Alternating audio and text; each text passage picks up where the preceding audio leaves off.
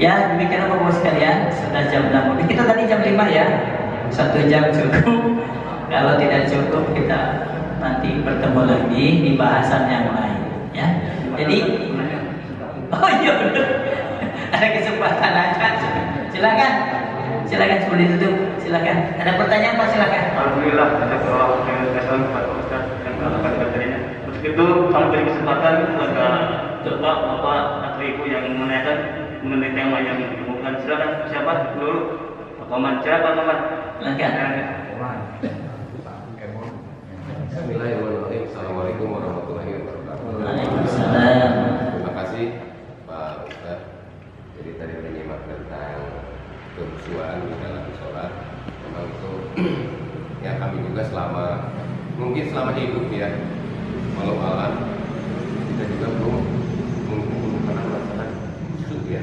Karena katanya khusyuk itu diingat naon tidak mendengar suara. Memang itu kan semuanya salah. Nah justru tadi kata Pak Ustaz, khusyuk ini bawaan daripada iman ya, dari bawaan daripada iman.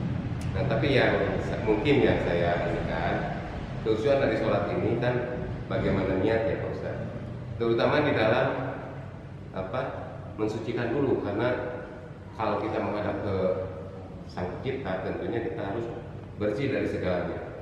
Artinya ada adab yang harus kita laksanakan, seperti misalkan dalam wudhu itu juga seperti apa. Nah kita mungkin seperti saya, apakah wudhu ini sudah betul? Walau alam juga tidak diajarkan, karena banyak pendapat ya, seperti sholat juga banyak ada Singkat pertanyaannya. gitu, jadi ada ininya. Nah jadi mohon maka dari itu tadi apakah dari bawaan dari iman. Nah ini juga tentunya kalau menurut saya sih bukan dari bawaan dari iman ya Ustaz ya. Jadi itu kan mungkin bisa diasah. Tadi ada adab yang harus kita inikan. Nah makanya tolong bagaimana adab-adab yang harus kita laksanakan supaya khusyuan kita juga memang betul-betul. Itu Pak Ustaz mungkin ya. Itu yang bisa saya sampaikan. Ya. Terima kasih. Assalamualaikum warahmatullahi wabarakatuh. Iya. Jadi fokusnya kalau menurut beliau khusyuk itu bukan bawaan, memang bukan bawaan dari luar sih. Artinya khusyuk itu sifat dari hati. Itu adalah perbuatan hati atau tabiat hati khusyuk itu. Karena khusyuk itu kan ada khusyuk secara kalbu dan ada khusyuk.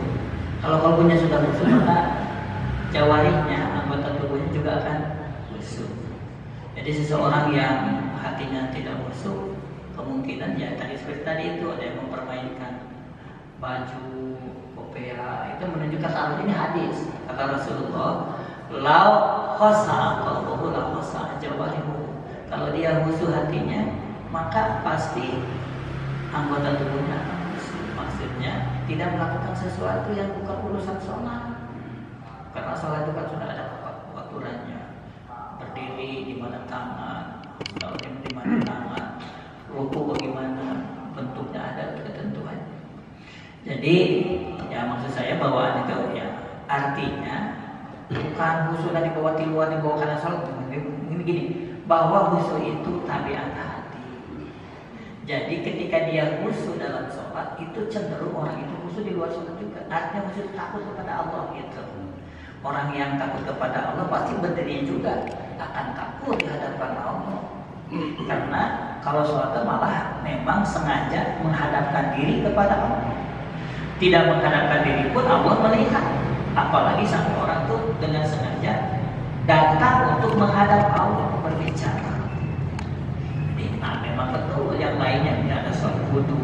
Nah itu tema wudhu mah persyaratan gitu ya. Dan saya juga udah bahas dulu, kemungkinan sholat kita tidak baik itu diawali dengan wudhu yang tidak baik. Kenapa? Karena wudhu itu salah satu untuk mengusir setan. Wudhu itu.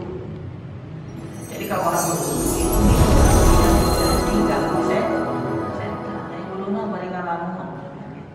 Rasulullah kalau wudhu tidak pernah menjawab salam. Kalau wudhu itu, ada orang kan beri ngobrol, seperti kan saya dalam domain wudhu. Bahkan baru dakwah ngobrol kita, mari ngobrol ke baik sih, mari wudhu kita teh. Sebenarnya nolai tadi, ya lo sialu rekrina cenah beuna sabeula eta teu wudu teh. Rasulullah tidak pernah menjawab orang salam. Walaupun di salam, Rasulullah wudu salam, pakai tangan gini aja enggak. Jadi dia ketika wudu pun dia menjaga adabnya. Gitu. Menjaga adab. Iya, gitu ya. Iya. Apalagi kalau imam kan wudu itu kan kita sedang membuat sinar. Wudu itu wudu sendiri kan wudu itu sinar gitu. Wudu itu doa itu sinar. Wudu itu kita mengambil sinar, mengambil cahaya, wudu cahaya, mengambil cahaya. Dan di akhirat kelak yang akan dikenal oleh Rasulullah adalah anggota wudu kita, karena mengeluarkan sinar, mengeluarkan cahaya. Rasulullah bagaimana nanti umat-umatmu itu belakangan datangnya, bagaimana bisa mengenal mereka? Kata Rasulullah, aku akan mengenal mereka dari bekas wudu mereka. Makanya dalam satu keterangan, apabila kalian mampu memperpanjang sinar cahaya, lakukan. Imam Al-Ghazali menafsirkan, memahami memperpanjang sinar itu adalah dengan berdoa ketika sedang wudu. Sedang wudu berdoa. Kan Imam Ghazali dalam Al-Azkar mengatakan doa ini tidak diajarkan oleh Rasulullah, tetapi sahabat-sahabat kami tidak pernah meninggalkan doa ini ketika wudu. Makanya ayat pelajaran salat di Kudus ya, itu ada dalam wudu. Allahumma inna nas'aluka yumna wal barakata wa a'udzu minas su'i wal halakati. Allahumma a'inna ala tilawatika fasaq seperti dzikrillah. Ya Allah, bantulah saya membaca kitab dan banyak berzikir. Gitu. Karena buku itu gitu ya, Allahumma auzini raihatal jannata wa a'udzu min rawaihinna. Ya Allah, tolonglah saya bisa mencium bau surga dan jauhkanlah saya dari bau api neraka. Itu membaca ini nama itu dialaskan. Allahumma bayyid wajhi bi nurika yawma tabyadu wujuhu awliyaika. Ya Allah, cahayakan wajah saya sebagaimana Kau cahayakan para wali-wali nanti di akhirat. Gitu kan? Wa a'udzubika min antas wal wajhi bidola mati, dan aku berlindung daripada dihitamkan wajahku nanti di yaumul kiamat dengan kezaliman. Itu. Jadi banyak kalau orang yang saya malah menganjurkan kalau tidak bisa doa-doa yang panjang itu di dalam hati, ya Allah keluarkan dosa-dosaku dari kedua telapak tanganku. Ya Allah keluarkan dosa-dosa dari mulutku. Ya Allah keluarkan dosa-dosaku dari wajahku. Itu ada hadisnya kan, hadisnya tentang bahwa kalau wudu seseorang akan keluar dosa-dosanya dari tangannya sampai keluar dari bawah kukunya, dari wajahnya sampai keluar dari kedua kelopak matanya. Kita harus selalu begitu dalam hadis. Jadi diminta oleh kita dalam hati, ya Allah keluarkan dosaku dari wajahku sampai dia keluar dari bawah kelopak matanya. Wudu yang baik itu akan terus kata Umar bin Khattab, al-wudu salihu terus syaitan. Wudu yang baik akan mengusir setan. Nah kita kayak kalau luar terus ngomong tahu jika salah satunya wudunya benar, wudunya kurang bagus sehingga setan karena kalau wudu yang bagus kan dia punya sinar, dan sinar inilah yang akan menakut-nakuti setan untuk mendekat. Gitu. Jadi wudu yang bapak-bapak malahan kita punya pengalaman dulu wudu kita dipakai mengobati orang yang kemasukan setan. Pernah sini ya dulu kejadian pernah dipakai air wudu tak boleh langsung. Air wudu bekasnya nih, bukan air wudu. Jadi wudu itu luar biasa. Saya setelah kejadian itu saya cari-cari kemana supaya wudu itu lebih baik lagi gitu. Jadi wudu air bekas wudu bisa setan siapa? Sebut lagi air api, sebut lagi setan api. Jadi air bekas yang kita anggap kotor itu api, api. Yang orang lagi kesurupan, ninggalin ayam bekas dulu, aki. Bapaknya sih 12 sekarang orang Argentina orangnya. Wah, ribut wanita banyak yang kesurupan, beberapa orang masih muda-muda waktu itu. Orang ketika mau barat itu bisa untuk kumaha. Memang Ustaznya sudah bisa. Kesurupan, ayam belut Ustaz dipanggil, Pak juga belut sih, aku lah belut sama polisi. Jadi dia jadi Ustaznya Pak. Jadi betul memang ada beberapa bagian, tapi kajiannya beda lagi, yaitu kajian nanti di kajian itulah di hama-hama sholat, mungkin maksudnya itu nanti. Tapi kajiannya beda lagi. Sekarang kita mengkaji tentang khusyuk. Memang khusyuk mah tapi memang perilaku hati lah khusyuk mah. Ya. Tetapi hati itu akan nampak. Kalau hatinya khusyuk nampak di anggota tubuhnya ketika sholat. Mual bari nyarane, mual helai, mual gagaro dan lain sebagainya. Kalau dia khusyuk, Nah, jadi pemahaman barangkali itulah yang barangkali memang tidak 100% khusyuk itu hati apa itu. Memang anggota tubuh juga harus. Tapi anggota tubuh itu akan mengikuti hatinya. Kalau hatinya sungguh-sungguh, hatinya khusyuk akan mengikuti anggota tubuh. Itu barangkali ya. Silakan. Terima kasih kepada Pak Ustaz. Yang lain. Untuk yang kedua, barangkali masih ada penanya. Pak Haji.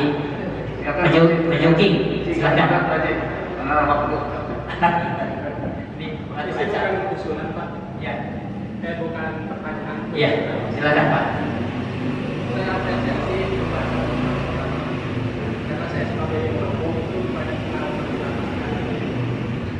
Jadi contohnya seperti dari kita mau sujud, berpikir dalam Allah sudah sujud. Jadi pembahasan masalah sholat itu kalau bisa sering dibahas. Gitu. Oh gitu, bagus. Mungkin banyak kesalahan-kesalahan kecilnya. Ya. Jadi ini dari Pak Haji supaya data. Ya, usul saja datanya sering dibahas sholat karena salah satu yang beliau rasakan ada tabaruk tidak sudah kuku gitu ya, sujud gitu ya, belum baca doa yang sempurna sudah sujud gitu. Artinya mungkin dianggap cepat gitu ya. Memang imam teh sok bingung teh gitu Pak. Dilambat ke baratu.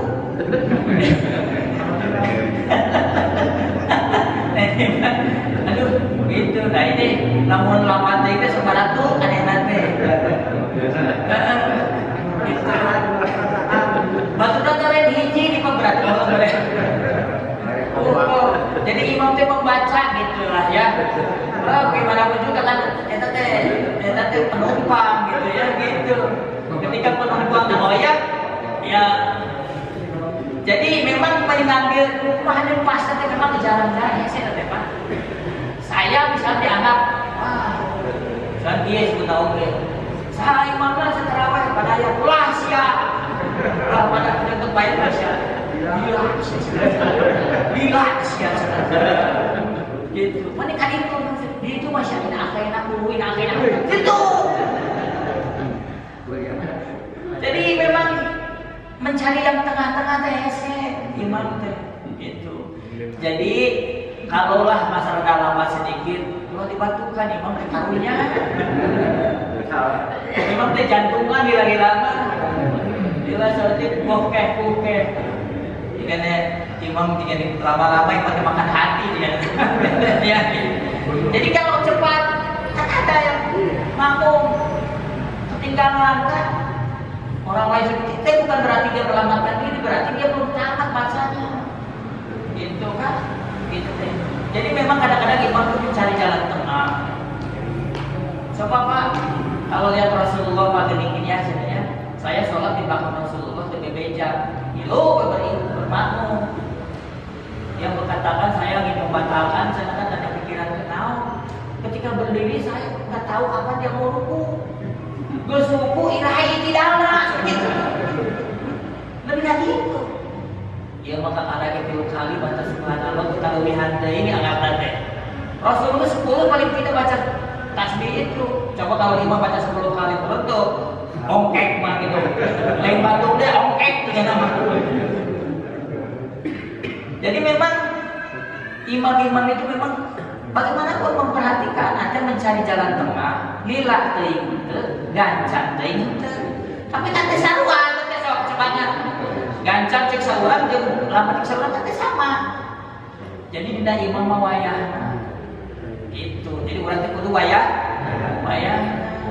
Lambat sedikit atau cepat sedikit wayah.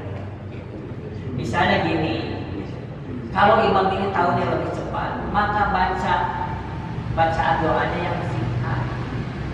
Misalnya nih, Sami Allahu liman hamidah Rabbana wa lakal. Cukup. Ulah rupanya pasti tinggalan. Sebab imamnya sudah rukuk, sedangkan kita harus ikuti imam. Imam itu harus mengikuti imam rukuk, imam sujud. Ulah imam gancang teuing antong we imam begitu. Soman udah. Imam geus sujud bareng imam geus bari dari Allah. Ulah harus mengikuti. Jangan lamun polisi geus tembak gitu banyak. Itu komandan sudah tiarap, dia masih berdiri saja tembak gitu. Jadi memang harus mengikuti. Dan imam kita yakin pasti mencari jalan tengah lah ya. Cuma kalau kita tahu nih imamnya nih atau lambat, bacalah yang lebih salse gitu ya, sehingga iramanya kita mengikuti. Imam itu lambat. Subhanallah. Wa bihamdihi subhanallah. Wa biham ulah imam darat imam sadangos. Tungtung mikir pilari teuing kan. Jadi iramana mengikuti ulah. Kada tungtung mah kada hayang baca kita tunggu sampai tahiyat atau di tahiyat salat kan. Tetap akan berakhir sama-sama dengan imam. Menjadi kumaha gitu. Ya, pasti akan terkasih. Juga kita menyesuaikan lah gitu ya. Kalau yang agak lambat sedikit kita lebih selesai. Kalau agak cepat pilihlah yang singkat saja. Rabbana wa lakal. Duduk antar dua sujud, Robik pilih kan ada. Rasulullah mengajarkan. Jadi Robik pilih wal hamzah itu kalau yang agak cepat Robik pilih. Oh, gitu. Jadi Pak Uki mah jangan angka jawabnya apa? 7 menit 20 rakaat. Pak Uki pasti stres gitu. Sholat itu kau debu sholat jumpiran. Jangan seperti itu. Kan ada kalimat tumaknina. Jadi kalau berdiri nampak, kalau ruku nampak. Sujud juga sujudnya nampak. Jadi kitalah ya insya Allah bahwa imam akan mencari jalan tengah ya. Nah, kalau mungkin termasuk orang yang mungkin enak tumaknina kan, santai gitu. Tapi nulain kan belum. Maka hayang baca dan baca surat-surat panjang ini apa yang namanya jauh itu kan sarwa itu kan ayat mungkin. Padahal kalau kita sedikit tahu surat yang dibaca itu bervariasi bagaimana Allah mengingatkan kita. Memang kita terbatas yang mengetahui Al-Quran. Tapi kan kalau kita sering dibaca nih oleh imam, kita lihatlah artinya di tafsir ya. Ini imam ini suruh baca ini nih, surat mana nih? Oh ini, lihat artinya supaya ketika dibaca kita sudah tahu. Salah satunya nih ya, tahu. Itulah pokoknya insya Allah diperhatikan. Jangan Pak Imam ini ya kebetulan ada Pak Aceh.